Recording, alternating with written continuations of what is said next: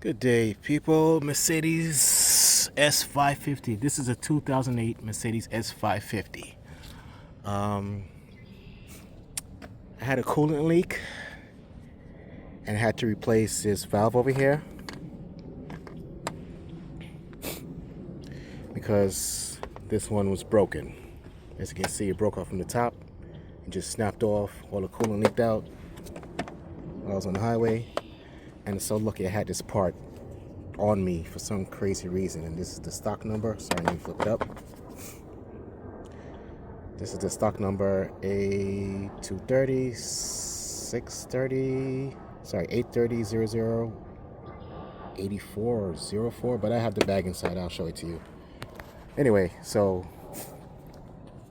I should have showed you before I got started. But basically, this little plate over here, this sits right inside here. So this slides up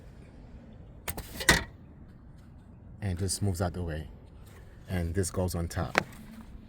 But when I'm done buttoning up, I will show you. So basically what I had to do, I had to take this out, take the rubber piece out first, then take this backsplash off, and then pull out all of these annoying spring clips.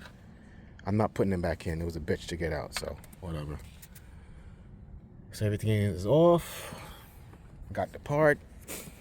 So I gotta go around to the auto store, parts store, and get some screw clips or clamps. Because I'm not putting these things are so difficult to get to. So I'm gonna replace all four of them. So stay tuned. Alright, fellas, as you can probably see here, I'm continuing to add these clamps. These are the clamps you screw on. Added one here. Added, oh, that's my flashlight. So I added that one in the bottom. This aside. Alright. And added one there as well as the one below it, as you can see. So once I'm finished, I just screw it in, and that's all she wrote. Stay tuned.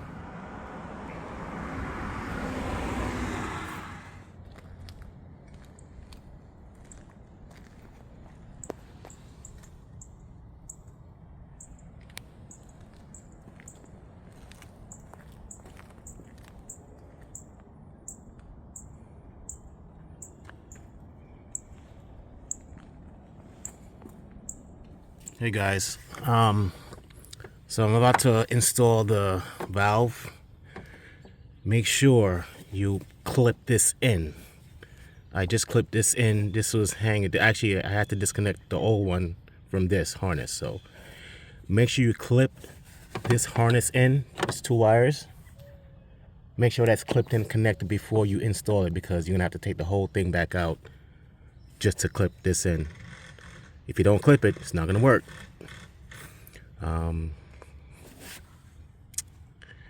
So now it's time for install. Another thing I want to mention, this little rubber grommet bushing, this is on the old one. Make sure you take this off and put it on the new one. We're talking about this little piece here. And this could come off and this can go on the new one. Some sort of bushing between, for whatever, I have no clue, but I'm going to put it on to keep it as factory spec as I can. I just realized something. Okay, that rubber grommet bushing, that is to protect those two, looks like, those two lines, either the brake lines or some sort of fluid lines it's going through. Not sure if it's air, gas, whatever it is, but that's to protect those two lines from anything, I guess, vibrating against it, so that rubber sits on top of them. Because in the bottom it has to, it's shaped to fit right on top. for non-vibration. All right guys, so well, guys and gals, so it's in, all 4 points connected. You see the one to the left, that's the entry point, and then comes out from the top, the one that's the 90, and the 2 bottom ones, they're all connected. Now take note, when you're pushing the hoses in, make sure it goes all the way to the limit marker. There's a little tab on the end. I don't know if you can see it, but let me see if I can put my finger on it. But make sure the rubber touches the limit marker so it's all the way in. You don't want it to push out, you know. You don't want the pressure to push it out, even though it's tight. Make sure everything is tight. So I'm gonna take this clamp and just slide it down and tighten it up. And I'm about to start her up. Well, fill her up first, then start her up. So let's go. It's all tightened up. All tightened up. So I'm gonna add some antifreeze. And I am in no shape or form advertising for this company, but make sure when you're putting antifreeze in, get the European, that's made for European vehicles. Okay? That's the blue blood.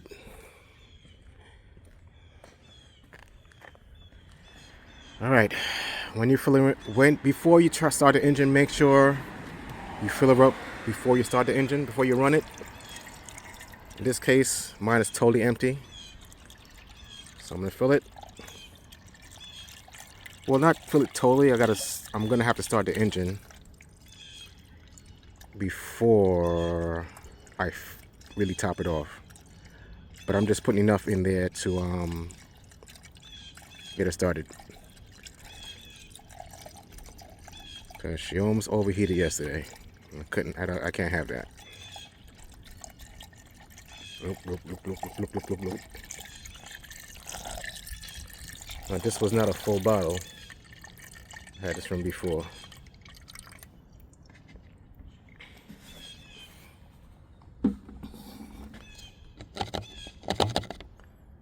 Now, it may look full, but it's not.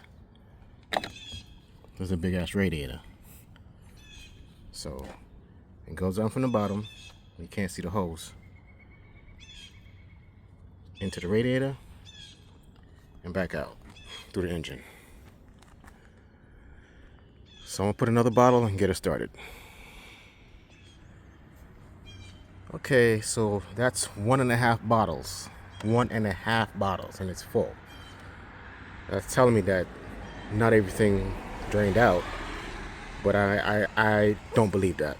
So wish me luck. I'm about to start her up. Make sure everything is cleared. Oh, let me move that before it falls inside the engine bay.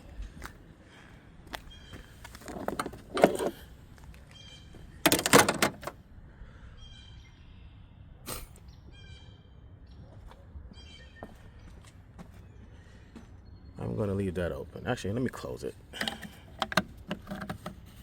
Just for the hell of it.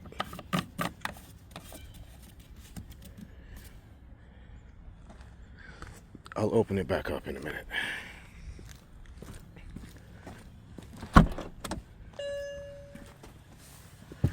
All right, car's low, so it's dropped as you can see, because overnight I have an air leak, but it's not bad enough. It just drops overnight, especially when it's cold. So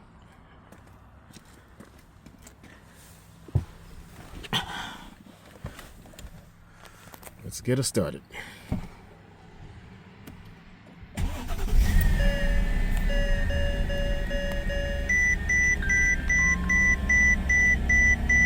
Okay.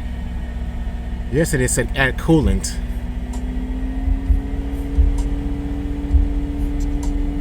So, and the fan is running.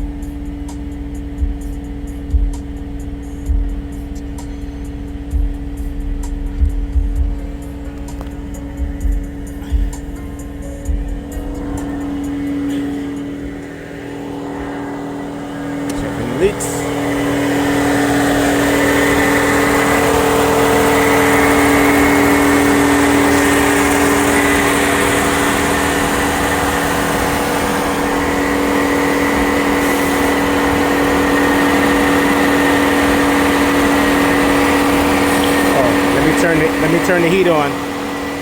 Climate control. Let me turn that on. I turned it off yesterday.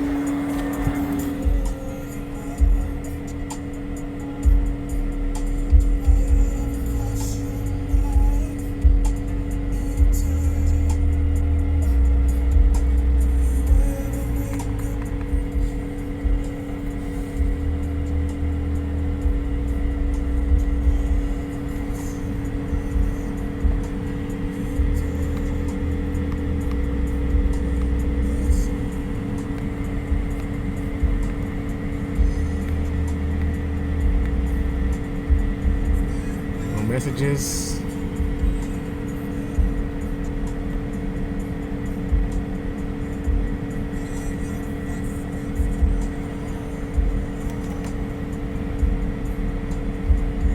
What's going on? Alright, I'm gonna pause it for a second here. Hey guys, guess what happened? So the temperature rose above 80 degrees Celsius, right? And the fan was spinning very high. So I took her for a drive and basically, I guess, let me turn this music down a little bit. I guess the system had to regulate itself and get the juices flowing again, because as soon as the fan stops spinning high, the temperature went down below 80. Now it's going back up to normal temperature, but it was above that. I thought it was about to overheat, but it regulated itself. I'm probably gonna add more fluid because, as I showed you earlier, it was topped off. But as I told you, I didn't believe that. So let's go under the hood and see what's going on now. Hey.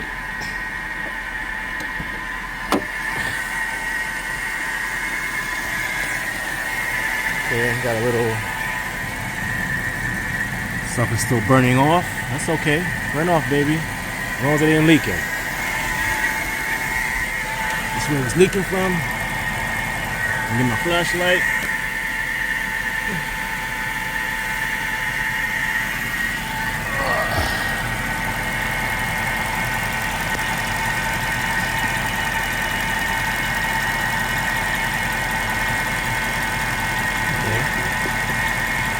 Now on the bottom there, I gotta dry it out, or just let it dry it on its own. I'm not gonna spray anything down there. It's probably still wet, but that's it. That's it. It's installed.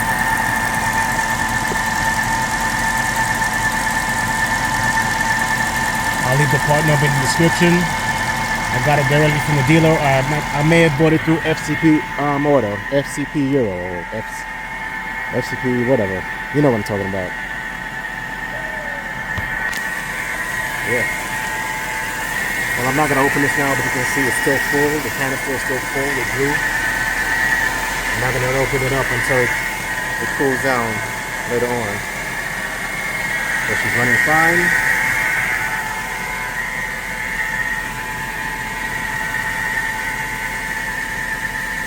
One second. So I'm going to insert this plate back in. This slides in.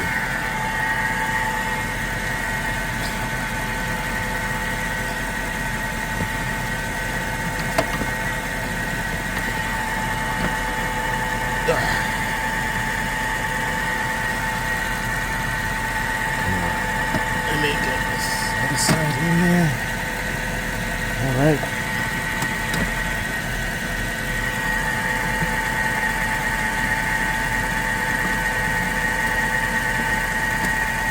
That side is in. The other side.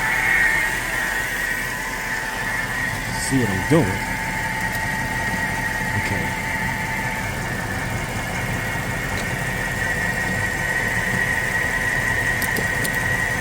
It's like a little, a little lip here. Can't see it from an angle, but push that down.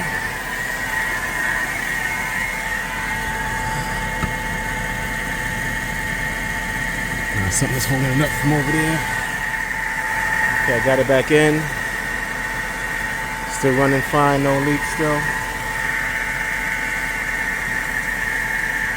Now let's put this rubber seal back in and then we're done.